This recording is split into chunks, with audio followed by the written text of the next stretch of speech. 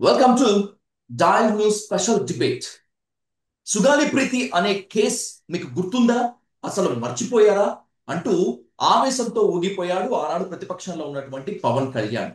సుగాలి ప్రీతికి ఏ న్యాయం జరిగింది అని చెప్పి ఆమె తల్లి నిలదీస్తే లెక్కలు చెప్పుకుంటూ వచ్చారు తప్పితే కూటమి సర్కార్ అధికారంలోకి వచ్చి 15 నెలలు గడుస్తున్నా కూడా చేసింది శూన్యం అనేటువంటిది ప్రతిపక్షాలు మాత్రమే కాదు, సుగాలి ప్రీతి తల్లి చేస్తున్నటువంటి ఆరోపణ.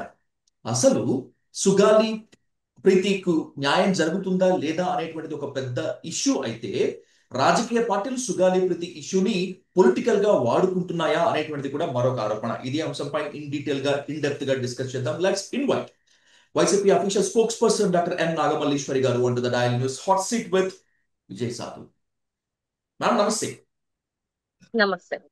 మ్యామ్, వైసీపీ అధికార ప్రతినిధిగా మాత్రమే కాకుండా మీరు కర్నూలు వెళ్ళి సుగాలి ప్రీతి వాళ్ళ మదర్ చేసినటువంటి ఆందోళనలో పాల్గొని వచ్చారు కాబట్టి మిగతా దానిపైన డీటెయిల్ గా డిస్కస్ చేసే ముందు, ఏంటి సుగాలి ప్రీతి వాళ్ళ ఫ్యామిలీ ఏం కోరుకుంటుంది, మీతో ఏం చెప్పారు? అంటే సార్, ఇవాళ గతంలో పవన్ కళ్యాణ్ గారు తీసుకున్నటువంటి విషయము ఏదంటే మొత్తం నేషనల్ న్యూస్ అయిపోయింది నేను తీసుకోవడం వల్ల అని ఫీల్ అవుతున్నటువంటి ఇవాళ పవన్ కళ్యాణ్ గారికి నేను ప్రత్యక్షంగా ఒక దళిత జాతిలో ఒక గిరిజన మహిళకి జరిగినటువంటి అసలు ఏంటిది ఇష్యూ, అసలు ఎందుకు ఇంత అంటే ఆవిడకి ఏం కావాలి, ఇంకా ఆవిడ ఏం ఎక్స్పెక్ట్ చేస్తుంది, లేకపోతే ఇప్పుడు ఉన్నటువంటి కూటమి ప్రభుత్వం ఆవిడకి ఏం చేయదలుచుకుంటుంది, లేకపోతే ఆమె వీళ్ళ దగ్గర నుంచి ఏం ఎక్స్పెక్ట్ చేసింది, ఎలక్షన్ కి ముందు వీళ్ళు ఇచ్చినటువంటి ప్రామిసెస్ ఏంటి అని అనేది అంటే డిఫరెంట్ డిఫరెంట్ ఫేజెస్ లో పొలిటికల్ గా గానీ పేపర్స్ లో గానీ మనం చూస్తున్నటువంటి ఇష్యూలు బట్టి చూస్తే ఒక్కొక్కరు ఒక్కొక్క రీతిలో చెప్పుకుంటున్నారు. సరే, ఒకసారి వాళ్ళ మదర్ నే కలిసి అక్కడున్న చుట్టుపక్కల ప్రాంతాల్లో తెలుసుకుంటే ఏంటి నిజం అనేది తెలుసుకోవచ్చు అనే ఒక కాన్సెప్ట్ తో నేను కర్నూలు వెళ్ళడం జరిగింది. హ్మ్. ఆ రోజు ఆ అమ్మాయి చనిపోయిన రోజు నేను వెళ్ళిన రోజు. August so 18. ఎస్, ఆగస్టు 18 ఆ అమ్మాయి చనిపోయిన రోజు. అదే రోజు బరియల్కి వెళ్ళి అక్కడి నుంచి యాక్చువల్ గా వాళ్ళ మదర్ అనుకున్నది ఏంటంటే ఆవిడ వీల్ చైర్ యాత్ర చేద్దాము అని అనుకుంది. ఎక్కడి నుంచి? అక్కడ ఆ అమ్మాయి సమాధి దగ్గర నుంచి విజయవాడ సెక్రటరీ వరకు ఆమె చేద్దామనే ఆలోచనతోటి ముందు రోజు అనుకొని డిసైడ్ అవ్వడం జరిగింది. బట్ వీళ్ళు ఏం చేశారంటే అప్పటికప్పుడు పోలీసులతో నోటీసులు ఇప్పించి 8:30కో వాళ్ళ ఇంటికి వెళ్ళి నోటీసులు ఇచ్చి మీరు ఈ యాత్ర చేయడానికి వీలు లేదు, ఈ యాత్రకి తగినటువంటి సెక్యూరిటీ మేము ప్రొవైడ్ చేయలేము, సో అంటే ఇబ్బందులు జరుగుతాయి, ట్రాఫిక్ ఇబ్బందులు కూడా జరుగుతాయి, మీరు చేయడానికి వీలు లేదని ఆవిడకి నోటీసులు ఇవ్వడం. తర్వాత అయినా కూడా మనం ప్రెస్ మీట్ పెట్టి అంబేద్కర్ గారి దగ్గరికి 5 కిలోమీటర్లు నడుచుకుంటూ యాత్రని అయితే కొనసాగించడం జరిగింది. మేము వెళ్తున్న ప్రాసెస్ లోనే చాలా మంది పోలీసులు మమ్మల్ని భయపెట్టడం, మీ మీద కేసులు ఫైల్ చేస్తాము, మీరు ఎందుకు వెళ్తున్నారు, మీకు పర్మిషన్ లేదు, మహిళలు అని అంటే మహిళల్ని అనుకొని ప్రత్యేకించి మమ్మల్ని వీడియోలు తీసి చేయడం, చాలా సీన్స్ అయితే అక్కడ ఆ రోజు చేయడం జరిగింది. నిన్న ఇవాళ నిన్న పవన్ కళ్యాణ్ గారు మాట్లాడినటువంటి విషయాలు గమనిస్తే అంటే అంత అంత ఎంతో పెద్ద ఇష్యూ కోసం నేను ఒక్కడనే వచ్చాను, నేనే ముందుకు వచ్చాను, నేను తీస్తే తప్ప సుగాలి ప్రీతి వాళ్ళ అమ్మకి న్యాయం చేయలేదు అని పోరాడడానికి నిలబడ్డారు. ఆయన పోరాట స్ఫూర్తిని నేను కూడా హర్షిస్తాను. హ్మ్. ఏది ఎలక్షన్ కి ముందు హ్మ్. అదే పోరాటం ఇవాళ ఏమైపోయింది అని నేను అడుగుతున్నా. ఇవాళ పార్టీల అతీతంగా ఒక మహిళకి ఒక గిరిజన బిడ్డకి అన్యాయం జరుగుతున్నప్పుడు ఎవరు వచ్చినా కూడా మనం ఆహ్వానించాలండి. సో పవన్ కళ్యాణ్ గారు వచ్చారు కదా ఆ రోజు, మరి అదే పౌరుషం అదే యొక్క ఊపు ఇవాళ ఎందుకు లేకపోయింది పవన్ కళ్యాణ్ గారిలో అని నేను అడిగేది అది, వాళ్ళ తల్లి అడిగేది కూడా అదే. కాసే చెట్టుకే ఎందుకంటే దెబ్బలు, వాళ్ళ అమ్మగారికి ఫలాలిచ్చేటువంటి చెట్టుకే దెబ్బలు. జగన్మోహన్ రెడ్డిని అడగలేరు కాబట్టి, అడిగితే దాడులు జరుగుతాయి కాబట్టి, నేను చాలా మెత్తవాణ్ణి కాబట్టి నన్ను అనవసరంగా ఈ వివాదంలోకి లాగుతున్నారు అని చెప్పి చెప్పారు ఆయన. ఫలాలు ఇచ్చే చెట్టుకు దెబ్బలంటే మీరు ఏం ఫలాలు ఇచ్చారని మీ చెట్టుకు దెబ్బలు తగలడానికి? మీరు ఇప్పుడు న్యాయం ఏం చేశారో చెప్పండి అంటే లెక్కలు చెప్తారేంటండి సార్? ఆయన నాకు అర్థం కాదు. ఉమ్. మీరు సుగాలి ప్రీతి ఇష్యూ తీసుకున్నందుకు మీ కూటమి ప్రభుత్వం వచ్చిన తర్వాత ఈ 15 నెలల్లో మీరు ఆ బిడ్డకు చేసినటువంటి న్యాయం ఏంటి అని వాళ్ళ అమ్మ స్ట్రైట్ క్వశ్చన్ అడుగుతుంటే మీరేమో అక్కడ 2 కోట్ల ల్యాండ్ తీసుకున్నారు, ఉద్యోగం తీసుకున్నారు, డబ్బులు తీసుకున్నారు అని అంటే ఒక చావుని డబ్బుతో లింక్ పెడుతున్నారా? అంటే ఒక చావుని ఇవి ఇచ్చేస్తే సరిపోతుంది అనుకుంటున్నారా? పోనీ ఇది ఇచ్చింది నువ్వు కూడా కాదుగా. జగన్మోహన్ రెడ్డి గారు కదా ఇచ్చింది. ఉమ్, ఇప్పుడు జరిగిన ఇష్యూ ఎప్పుడు సార్? 2017లో జరిగింది. 2019 దాకా ఈయన ఏం చేస్తున్నాడు? నిద్రపోతున్నాడా? ఇవాళ వచ్చి ఎలక్షన్ కి ముందు సుగాలి ప్రీతి ఇష్యూ వాడి ఏదో ఆల్రెడీ న్యాయం చేసినటువంటి వ్యక్తిని జగన్మోహన్ రెడ్డి గారికి ఆ మాట ఎవరికి వర్తిస్తుంది అంటే జగన్మోహన్ రెడ్డి గారికి వర్తిస్తుంది. పళ్ళున్న చెట్టుకు దెబ్బ అని పాపం ఆ న్యాయం చేసి కూడా అందరితో అనిపించుకున్నాడు. అసలు ఆయన ఇష్యూలో ఆయన హయాంలో కూడా అన్యాయం జరగకపోయినా కూడా ఆయన అనుభవించాడు ఒక రకంగా చెప్పాలంటే. ఉమ్, పోనీ ఇవాళ 15 నెలలు అవుతుంది కదా, బీజేపీ నాకు బాగా పొత్తు, నేనేం చెప్తే అదే, మా లీడర్ ఏం చెప్తే అదే, పవన్ కళ్యాణ్ ఈ పొత్తుకు కారణం పవన్ కళ్యాణే, ఇవాళ కూటమి ప్రభుత్వంలో ఇన్ని రావడానికి పవన్ కళ్యాణే, లేకపోతే పవన్ కళ్యాణ్ గారు ఏం చెప్పినా కూడా మోదీ గారు వింటారు అనే కదా వీళ్ళు మాట్లాడుతున్నారు ఇవాళ కూటమి ప్రభుత్వంలో ఉన్న వాళ్ళు, లీడర్లు, పెద్ద పెద్ద వాళ్ళంతా. ఉమ్. మరి ఇదే ఇష్యూని, సుగాలి ప్రీతి ఇష్యూని మోదీ గారికి చెప్పలేదంటారా? మోదీ గారి దగ్గరికి తీసుకెళ్లలేదంటారా? లేకపోతే ఆ అవకాశం మీకు రాలేదంటారా? లేకపోతే ఆ నిందితుల దగ్గర డబ్బులు తీసుకొని మీరు అమ్ముడు పోయి ఇవాళ వచ్చి స్టేట్మెంట్లకిను, లేకపోతే ఆ రోజు అంత నిజంగా నాకు ఆశ్చర్యం ఏంటంటే ఆ రోజు మాట్లాడినటువంటి ఆ ఎంతుసం గాని, ఆ ఊపు గాని, ఆ డిమాండ్ చేసినటువంటి ఆ ప్రశ్నించేటువంటి ఇది గాని ఇవాళ లేదే, ఆయనలో కనిపించట్లేదే. ఎందుకని సార్? అంటే ఇవాళ మీకు పదవులు వచ్చాయని చెప్పేసి ఇవాళ సుగాలి ప్రీతి వాళ్ళ అమ్మనే డబ్బుకు అమ్ముడుపోయావని చెప్పేసి ఒక రకంగా మీడియాలో మీరు ఏమంటారు ఆమెను అలా ప్రొజెక్ట్ చేయడానికి, అలాగే మీ అధికార ప్రతినిధులకి, మీ నాయకులకి కూడా అదే ప్రొజెక్ట్ చేయమని నిన్న మీటింగ్ లో ఆయన చెప్తున్నారు. సోషల్ మీడియాలో సుగాలి ప్రీతి మదర్ టార్గెట్ గా ట్రోలింగ్ జరగటం నేను చూశాను మల్లీశ్వరి గారు, మీరు మాత్రమే కాదు నేను కూడా చూశాను.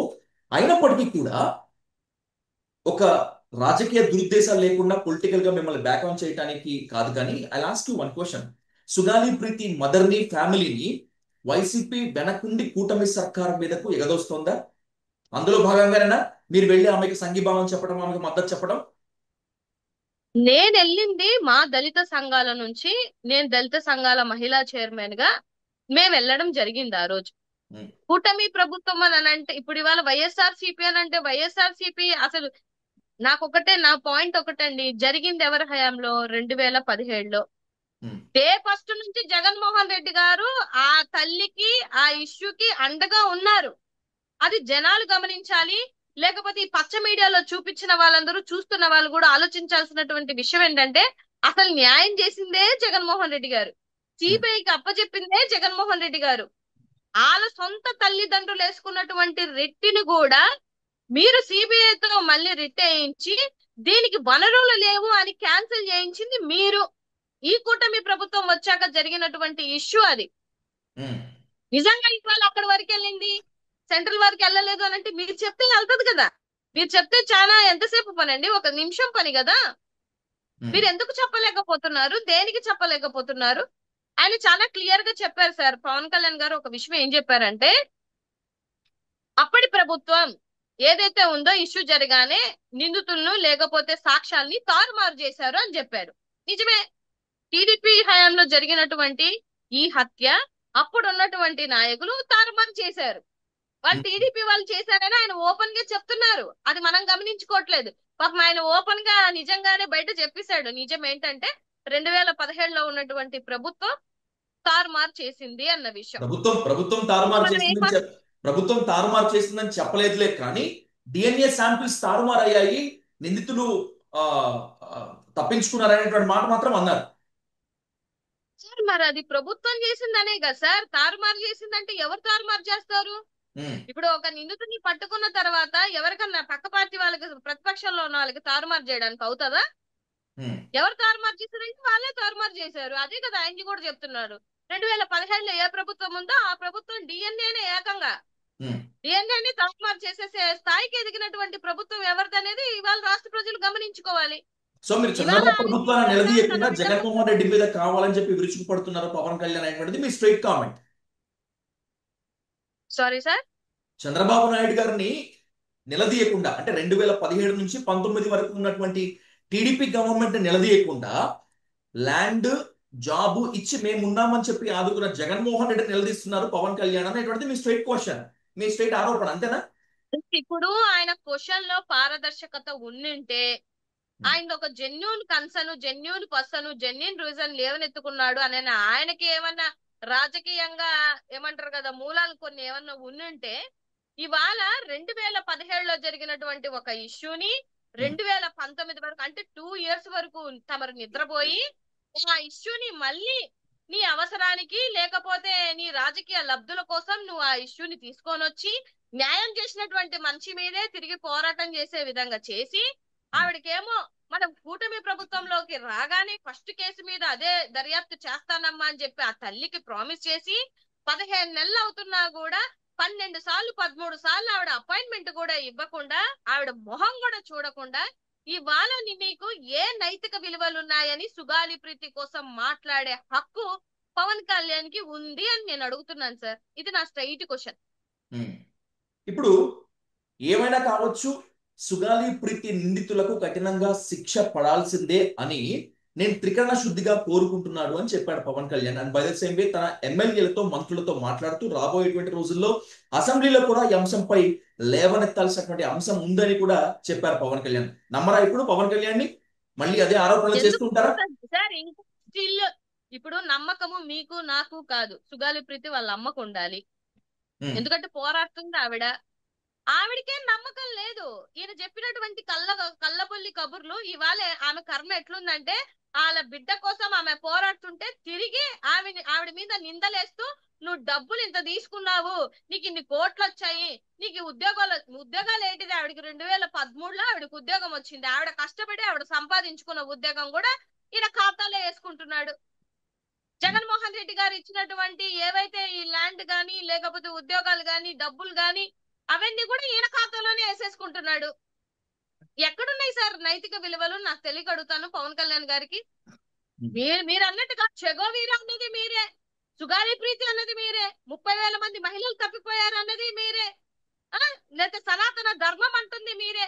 మరి ఇన్ని మాటలు మాట్లాడిన వాటికి మీరు ఏ ఒక్క పాయింట్ కి కూడా మీరు స్టేబుల్ గా స్టాండ్ తీసుకున్నటువంటి సిచ్యువేషన్ ఏంటి?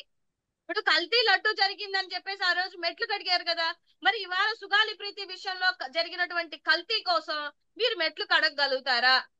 మీరు ఓపెన్ గా నేను ఆయనకి ఛాలెంజ్ చేస్తున్నా మీ ఛానల్ ద్వారాగా, ఈయన ఇవాళ సుగాలి ప్రీతి ఇష్యూ కోసం ఆయన మెట్లు కడగగలుగుతారా? కర్నూలు వెళ్ళి గడుగుతాడా, లేకపోతే విజయవాడలో గడుగుతాడా, లేకపోతే ఎక్కడ గడుగుతారా అనేది ఆయన డిసైడ్ చేసుకుని చెప్పమనండి. ఆల్రెడీ వెళ్ళి మీ ప్రభుత్వం చేసిన అరాచకాలని అన్యాయాల్ని విశాఖ రిషికొండ బీచ్ సాక్షిగా, విశాఖ రిషికొండ భవనం సాక్షిగా కడిగేస్తున్నారు కదా పవన్ కళ్యాణ్ అక్కడ. ఏం గడుగుతున్నారు సార్? అది నేను ఒక్క క్వశ్చన్ అడుగుతాను. మొన్నటిదాకా ఎలక్షన్ వరకు ఏం చెప్పారు? అది జగన్మోహన్ రెడ్డి గారు ప్యాలెస్ అన్నారు కదా. ఆయన ప్యాలెస్ లో పెట్ చూడితే మీకెందుకు, పెట్ చూడకపోతే మీకెందుకు? నేను అడుగుతున్నాను. మీకెందుకండి? మొన్నటిదాకా ఇది కోట్లు ప్రభుత్వ సొమ్ముని తాకట్టు పెట్టారు, ప్రభుత్వ సొమ్ముని నాశనం చేశారు, ఆయన సొంత భవనాన్ని కట్టుకున్నారు, ఇది భారతమ్మకి ఇచ్చినటువంటి భవనం అని ఇవన్నీ క్రియేట్ చేసింది వీళ్ళే కదా. మరి ఇప్పుడు ఆయన సొంత భవనంలో పెచ్చుడితే మీకేంటి ప్రాబ్లం? అది చెప్పమనండి. దానికి ఆ క్వశ్చన్ ఆన్సర్ చెప్పమనండి. మొన్నటిదాకా తిరిగేదో రంగుల రత్నంలో తిరిగినట్టు వీడియోలు తీసుకున్నావు ఫస్ట్ వెళ్ళినప్పుడు, విజిట్ కి వెళ్ళినప్పుడు. ఇదిగో చాలా బాగా కట్టారు, చాలా అద్భుతంగా కట్టారని చెప్పు. ఇవాళ సుగాలి ప్రీతి ఇష్యూ, స్టీల్ ప్లాంట్ ఇష్యూ, లేకపోతే నీ సనాతన ధర్మ ఇష్యూ, లేకపోతే నీకు ఇచ్చినటువంటి మంత్రిశాఖ పనితీరు జీరో, ఇవన్నీ బయటికి రాగానే నీకు యూటర్న్ చేసుకోవడానికి ఇంకొక కొత్త ఇష్యూ కావాలి. కాబట్టి హఠావుటిగా ఏదో కొంపలు మునిగినట్టు మరి అక్కడ స్టీల్ ప్లాంట్ ఎంప్లాయీస్ దగ్గరికి వెళ్ళకపోయావా? చెప్పు చాట తిప్పేస్తారు పవన్ కళ్యాణ్ గాని అక్కడ గాని కనిపిస్తే ఆ ఛాయల్లో. ఎందుకు విశాఖ స్టీల్ ప్లాంట్ ప్రైవేటీకరణను అడ్డుకుంటాను అని చెప్పి దీక్ష చేసినటువంటి జనసేన అధినేత పవన్ కళ్యాణ్ విశాఖ స్టీల్ ప్లాంట్ దగ్గరికి పోతే కొడతారా? 100% కొడతారండి. ఆయన అన్నారు కదా, ఇంతమంది మంత్రులు ఉన్నారు కదా, ఏం పీకుతున్నారు మీరు అని చెప్పేసి ఆయన అడిగిన మాట ఇవాళ వీళ్ళు ఆ మాట నేనైతే అనలేను కానీ అన్నట్టే అనుకోండి. మరి మీ దగ్గర ఇంతమంది ఎన్డీఏ కూటమిలో ఉన్నారు కదా మంత్రులు, ఎమ్మెల్యేలు, మరి మీరేం చేస్తున్నారు? 44 విభాగాలు ఉంటే స్టీల్ ప్లాంట్ లో 44 విభాగాల్ని ప్రైవేటీకరణ చేస్తున్నారు. మరి ఏం చేస్తున్నారు మీరు? మీరు వచ్చిన తర్వాత జరుగుతున్నటువంటి సంఘటనలే కదా ఇవన్నీ. మేమేమన్నా కళ్ళబొల్లి లేని క్రియేట్ చేసి మీలాగా క్రియేట్ చేసి స్టోరీలు స్క్రీన్ పేలు అల్లడం మాకు రాదు కదా. స్టీల్ ప్లాంట్ ఎంప్లాయీల దగ్గరికి వెళ్ళండి, తెలుస్తుంది ఎన్ని విభాగాలు వాళ్ళు ప్రైవేటీకరణ చేశారు అన్న విషయాన్ని. ఎందుకు రేపు రేపు కేంద్రం నిజంగా ప్రైవేటీకరణ తీసుకుంటే విశాఖ స్టీల్ ప్లాంట్ ని అడ్డుకుంటాడు ఆయన. ఎందుకు అడ్డుకోరు? ఆయనకి లేదు ఆ మాత్రం బాధ్యత. సాక్షాత్తు మాట ఇచ్చారు కదా వైజాగ్ సాక్షిగా స్టీల్ ప్లాంట్ ఉద్యోగులకు.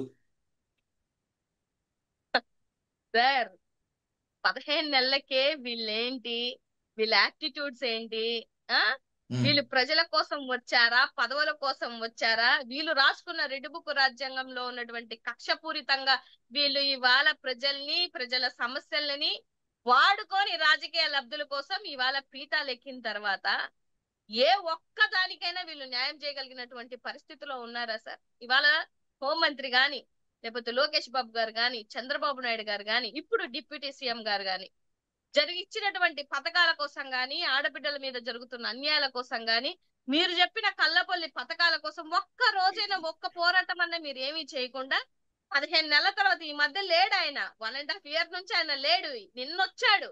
అది కూడా ఏంటంటే మొత్తం ఏకదాటిగా ఏకి పడేస్తుంటే సోషల్ మీడియాలో జనాలు అందరూ ఇవాళ వచ్చి నేనేదో ఉద్ధరిస్తున్నాను అని చెప్పేసి రిషికొండ భవనాల దగ్గర ఏదో పెచ్చి ఊడిపోయింది, అది ఊడిపోయింది అని అంటే జనాలు అంత సంవత్సరానికి ఎర్రివాళ్ళు దాదాపు అనుకుంటున్నారు సార్. నాకు తెలియదు సార్. సంవత్సరానికి దాదాపు 7 కోట్ల రూపాయల పవర్ బిల్లే వస్తుందట.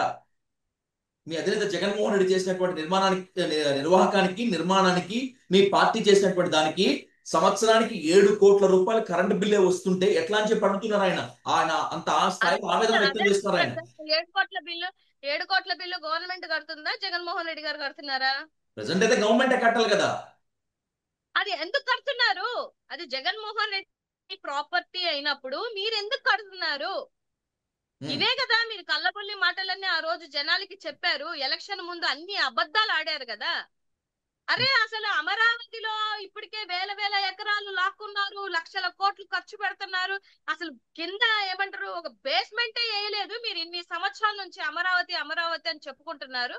ఉన్నటువంటి 5 సంవత్సరాల్లో 2 సంవత్సరాలు కరోనా పోతే 3 సంవత్సరాల్లో కళ్ళు చెదిరిపోయేటువంటి బిల్డింగ్స్ టూరిజం తరపున, గవర్నమెంట్ తరపున కట్టినటువంటి జగన్మోహన్ రెడ్డి గారిని క్వశ్చన్ చేసే నైతిక విలువలు వీళ్ళకు ఉన్నాయా అండి?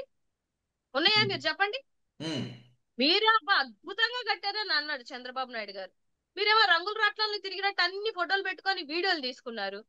ఆ మొన్న వచ్చారు, ఆయన ఎందుకు కట్టారు అని అంటే దానికి కూడా చెప్తాను.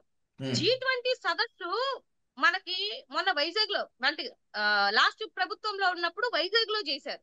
ఎంతో మంది ప్రెసిడెంట్లు వచ్చారు కదా. ఎక్కడ ఉంచారు మోదీ గారిని? ఎక్కడ ఉంచారు ప్రెసిడెంట్ అని? ఎక్కడ ఉంచారు? అయితే నోవాటల్లో ఉంచాలా, లేకపోతే అక్కడ ఏమంటారు, ఇప్పుడు రాడిసన్ ఉంది కాబట్టి రాడిసన్ లో ఉంచాలి, ఉమ్. ఇలా లేకపోతే నావెల్ దాంట్లో ఉంచాల్సిందే వచ్చిన పరిస్థితి లాస్ట్ టైం వచ్చింది. ఉమ్. నిజంగా ఇవాళంటి బిల్డింగ్లు ఉంటే మొన్న యోగా డే కూడా మోదీ గారిని అక్కడ తీసుకెళ్లొచ్చు కదా. ఎందుకు తీసుకెళ్ళలేకపోయారు మీరు? ఉమ్. దేనికి తీసుకెళ్లారంటే ఇంత అద్భుతమైనటువంటి బిల్డింగ్లు జగన్మోహన్ రెడ్డి కట్టారా అనేది ఆయన దృష్టికి ఎక్కడ తీసుకెళ్తుందో అని చెప్పేసి ఆయన తీసుకెళ్లి నావెల్లో ఎక్కడో ఉంచారు. ఉమ్. ఇవాళ మనకంటూ చెప్పుకోవడానికి ఇది టూరిస్ట్ ప్లేస్ అని చెప్పుకోవడానికి కూడా అన్ని సదస్సులు G20 సదస్సులు అందరు ప్రెసిడెంట్లు వచ్చినప్పుడు మనకంటూ ఇక్కడ స్టే చేయడానికి ఒక మంచి అత్యుత్తమైనటువంటి ఎక్స్ట్రాడినరీ గా లగ్జరీగా ఉన్నటువంటి బిల్డింగ్స్ ఉండాలనే కదా ఆయన ఆయన ఆలోచన దృక్పథమే కదా కాదు రిషికొండలో మల్లీశ్వర్ ఉన్నటువంటి గారు, భవనాలు. మల్లీశ్వర్ గారు ఎంతసేపు ప్రతిపక్షంలో ఉన్నాం కాబట్టి ఇలాంటి రాజకీయాలే మాట్లాడతారా? రాష్ట్రానికి 10 లక్షల కోట్ల రూపాయల పెట్టుబడులు వచ్చాయట. And by the same day మరో ఇంకొక 53,000 కోట్ల పెట్టుబడులు వచ్చాయని చెప్పి ఆ, చంద్రబాబు నాయుడు గారు చెప్తున్నారు. కొన్ని వేల మందికి ఉపాధి వస్తుంది. మీరేమో అమరావతి మునిగిపోయింది, మోదీని అక్కడికి ఎందుకు తీసుకెళ్లారు, ఏంటిది? కనీసం స్టేట్ గురించి మాట్లాడొచ్చు కదా. వచ్చింది కదా. కాదు వచ్చాయంట, మీరు కూడా వచ్చాయి అనట్లా, వచ్చాయంట. నేను కూడా ఉమ్. అడుగుతున్నాను, ఎక్కడికి వచ్చాయంట, ఎప్పుడు వచ్చాయంట, ఎవరికి ఇచ్చారంట, ఎంతమందికి ఇచ్చారంట? ఒక శ్వేతపత్రాన్ని రిలీజ్ చేయమని చెప్పండి. పెట్టుబడుల నోటి గురించి. మాటలతో నేను 10 లక్షల మంది ఉద్యోగాలు తెచ్చా, లేకపోతే 45,000 కోట్ల పెట్టుబడులు మాకు వస్తున్నాయి, లేకపోతే 1,00,000 కోట్లు పెట్టుబడులు వస్తున్నాయి, ఇంతమందికి ఉద్యోగ అవకాశాలు కల్పిస్తున్నామని నోటి మాటలతో కాదు, వచ్చిన ఈ 15 నెలల్లో తెచ్చినటువంటి కంపెనీస్ ఏంటి, మీరు చేసుకున్నటువంటి MOUలు ఏంటి, ఎంతమందికి మీరు రిక్రూట్మెంట్స్ ఇస్తున్నారు, మీరు లేకపోతే కొత్త కంపెనీస్ తెచ్చుకుంటున్నప్పుడు వాళ్ళ దగ్గర నుంచి మీరు తీసుకున్న ప్రామిసులు ఏంటి? ఇవేవి చెప్పకుండా వచ్చాయంట అంటే ఎక్కడొచ్చాయి సార్? మాకు తెలియకుండా విశాఖపట్నంలో ఎక్కడొచ్చాయి, దేనికి వచ్చాయి? లేకపోతే మాకు తెలియకుండా రాష్ట్రంలో ఏమొచ్చాయి? ఉమ్. అంటే ఏంటి ఇప్పుడు నోటి మాటలతో చెప్పుకోవడం కాదు సార్ ఇది. మీ వైసీపీ నేతలని, మీ వైసీపీ ఎమ్మెల్యేలని, ఎంపీలని, మీ అధినేత జగన్మోహన్ రెడ్డి గారిని కూర్చోబెట్టి పవర్ పాయింట్ ప్రజెంటేషన్ ఇచ్చేస్తే నమ్ముతారా? ఇంకెలా నమ్మాలి మీరు? అంటే మీరు ఏ విధంగా నమ్ముతారు? వీళ్ళు నోటి మాటతో చెప్పేస్తే నమ్మేస్తారా? అయితే సాక్షాత్తు సీఎం దానికంటూ చెప్పారు కదా, ఎంఓయూలు ఉండవా? సాక్షాత్తు సీఎం చంద్రబాబు నాయుడు గారు చెప్పారు, లోకేష్ గారు చెప్పారు కదా, నమ్మాలి కదా. సీఎం గా చంద్రబాబు నాయుడు గారు, లోకేష్ బాబు గారు చెప్తే ఏవి సార్? ఉమ్, ఏవి అని అడుగుతున్నాను నేను. నేను కూడా అడుగుతున్నాను కదా. మనం పార్టీలకు అతీతంగా అంటున్నారు కదా, పార్టీలకు అతీతంగానే యువత తరపు నుంచి నేను అడుగుతున్నాను అనుకోండి. ఏవి కంపెనీలు, ఏవి ఎక్కడున్నాయి, ఎక్కడొచ్చాయి, అవన్నీ కూడా ఓ శ్వేతపత్రం రిలీజ్ చేయమనండి. ఉమ్, ఎంఓఏలు చేసుకోవాలంట. ఎంఓఏలు చేస్తేనంట మళ్ళీ ఆ ఎంఓఏలను ఎక్కడ చెడగొడతారని ఎంఓఏలు చేసుకోరంట. మరి నాకు తెలిసి ఇంతవరకు ఇంత రాజకీయ చరిత్రలో ఎంఓయూ చేసుకోకుండా మేము ఒక కంపెనీతో ఎంఓయూ చేసుకున్నాం, లేకపోతే వాళ్ళకి మనకి నామ్స్ ఏంటున్నాయి ఒక లిస్ట్ అవుట్ చేసుకోకుండా ఎంఓఏలు చేసుకొని మేము పెట్టుబడులు పెట్టడానికి వాళ్ళు వచ్చేస్తున్నారంటే మీరు నమ్ముతారేమో కానీ మేమైతే నమ్మం సార్. ఉమ్. సో కేంద్ర రాష్ట్ర నేనేమంటున్నాను అని అంటే, మీ రాజకీయ లబ్ధుల కోసం ఆ రోజు మీరు తవ్వుకున్న గుంతలోనే ఇవాళ మీరు పడుతుంటే మీకు నొప్పి వస్తుంది. ఇవాళ పవన్ కళ్యాణ్ గారిని అడుగుతున్నాను, గతంలో మీరు మాట్లాడినటువంటి మాటలు, సుగాలి ప్రీతి గాని, తప్పిపోయిన 30,000 అమ్మాయిలు గాని, లేకపోతే వాలంటరీ వ్యవస్థకి నేను ఇస్తానన్న 10,000 గాని, లేకపోతే స్టీల్ ప్లాంట్ ని ప్రైవేటీకరణ చేయనన్ని విషయాలు నొక్కి ఒక్కాడించి మాట్లాడినటువంటి వ్యక్తి పవన్ కళ్యాణ్ గారు. ఇవాళ నీ కళ్ళ ముందే అన్ని జరుగుతుంటే కూడా మాట్లాడకుండా నీకు డిప్యూటీ సీఎం పదవి వచ్చిందని చెప్పేసి ఎంచక్క హ్యాపీగా కూర్చొని షూటింగ్లు చేసుకొని ఇవాళ వచ్చి నేను వచ్చి మాట్లాడతాను అని అంటే రాష్ట్ర ప్రజలకి అర్థం కాదా సార్? అర్థం కాకుండా ఉంటదా? సో నైతిక విలువలు లేనిది మీకు, రాజకీయ బెనిఫిట్స్ పొందాలని చూసింది మీరు. అందుకే అవి మళ్ళీ ఇప్పుడు మీకు ఉరయ్యి కూర్చున్నాయి. అది మీకు అర్థం కాక ఎట్ట తప్పించుకోవాలో తెలియక ఇవాళ ఆ భవనాలు అంటాడు, లేకపోతే కరెంటు బిల్లు 7 కోట్లు అంటాడు, ఇంకోటి అంటాడు. తప్పించుకోవాలి కదా ఏదో ఒక విధంగా. కానీ కేంద్రం సహకారంతో తప్పించుకునే కేంద్రం ప్రసక్తే లేదు. సహకార కేంద్రం సహకారంతో రాష్ట్రంలో అభివృద్ధిని పరవళ్లు తొక్కిస్తాం, యువతకు నిరుద్యోగాలు ఇస్తాం, రాష్ట్ర యొక్క తలసరి ఆదాయాన్ని వాటన్నిటినీ కూడా మిగతా రాష్ట్రాలు తలెత్తుకొని చూసే విధంగా చేస్తామని చెప్పి చంద్రబాబు, లోకేష్, పవన్ కళ్యాణ్ చెప్పారు, చెప్తున్నారు కాదా? చేయరా? ఆ నమ్మకం మీకు అసలు లేదా? అభివృద్ధి కాదు సార్. అసలు అభివృద్ధి ఎక్కడుంది? జిఎస్టి ఎంత తగ్గిందని రీసెంట్ గా ఇచ్చినటువంటి రిపోర్ట్లు చూడట్లేదా? ఉమ్, జీడిపి ఎంత తగ్గిందని రిపోర్ట్లు ఇస్తున్నారు చూడట్లేదా? అసలు కొనుగోలు శక్తి గతంతో ఇప్పుడు కంపేర్ చేస్తే తగ్గిందా లేదా అనేది వాళ్ళసారి చెక్ చేసుకోమనండి. పేదరికం పెరిగిందా తగ్గిందా అనేది లాస్ట్ టైం నీతి ఆయోగ్ రిపోర్ట్ ఇచ్చింది కదా, ఇప్పుడు రిపోర్ట్ తీయమనండి. వీళ్ళ బతుకులు, వీళ్ళ బండారం అంతా బయటపడుతుంది. ఉమ్, అన్ని రిపోర్ట్స్ అని మీకు ఏ రిపోర్ట్ అంటే మళ్ళీ రిపోర్ట్ ని తప్పంటారు. హైలైట్ ఏంటంటే నిన్న మొన్న ఏడీఆర్ కి సంబంధించినటువంటి ఒక సర్వేలో హైయెస్ట్ ధనికుడు ఉన్నటువంటి సీఎం ఎవరంటే చంద్రబాబు నాయుడు, 930 కోట్లు అన్నారు. తర్వాత హైయెస్ట్ ఉన్నటువంటి క్రిమినల్ కేసెస్ చూస్తే ఒకటి రెడ్డి గారు, మూడో ప్లేస్ లో మన చంద్రబాబు నాయుడు గారు ఉంటే ఇది తప్పంట. ఆ రిపోర్ట్లే తప్పంట. ఉమ్, ఒక పవర్ పాయింట్ ప్రజెంటేషన్ వేసినా అది తప్పు. తప్పంటారే తప్ప లెక్కలతోటి ఇదిగో మీరు చూపించినటువంటి సబ్జెక్ట్ ఇది, ఇదిగోండి ఇది మా సబ్జెక్ట్ అని చెప్పి ఏ రోజైనా అక్కడ ఉన్నటువంటి 164 మంది ఎమ్మెల్యేలు గాని, ఎంపీ గాని ఒక్క ప్రెస్ మీట్ పెట్టిన పాపాన పోలే. ఎందుకంటే వాళ్ళ దగ్గర సబ్జెక్ట్ లేదు. లేదనంటే అసలు ఉమ్, తప్పేం జరగంది ఏం మాట్లాడతారు? ఉమ్, మీ హయాంలో, జగన్మోహన్ రెడ్డి గారి హయాంలో 14 లక్షల కోట్ల అప్పు జరిగిందని చెప్తున్నారు కదా. జగన్మోహన్ రెడ్డి గారు చాలా పవర్ పాయింట్ ప్రెజెంటేషన్ ఇచ్చేసి ఇదిగోండి 3.5 లక్ష కోట్ల అప్పు మాత్రమే నేను చేశాను, గతంలో మీరు చేసినటువంటి 2019 మాకు అప్పచెప్పినప్పుడు ఉన్నటువంటి అప్పు ఇది అని ఉమ్, చెప్పి చాలా క్లారిటీగా మాట్లాడారు కదా. ఏది ఆ అప్పు? ఏది? అసెంబ్లీలో మీరే ఒప్పుకున్నారు కదా 3.5 లక్ష కోట్ల అప్పే చేశారు జగన్మోహన్ రెడ్డి గారు అని చెప్పేసి. ఉమ్, మీరు ఈ కాలంలో 15 నెలల్లో వచ్చి మీరు దగ్గరగా 2 కోట్ల అప్పు, 2 లక్ష అప్పులు చేశారు కదా, 2 లక్షల కోట్ల అప్పు చేశారు కదా. మరి వీటికి లెక్కలేవి?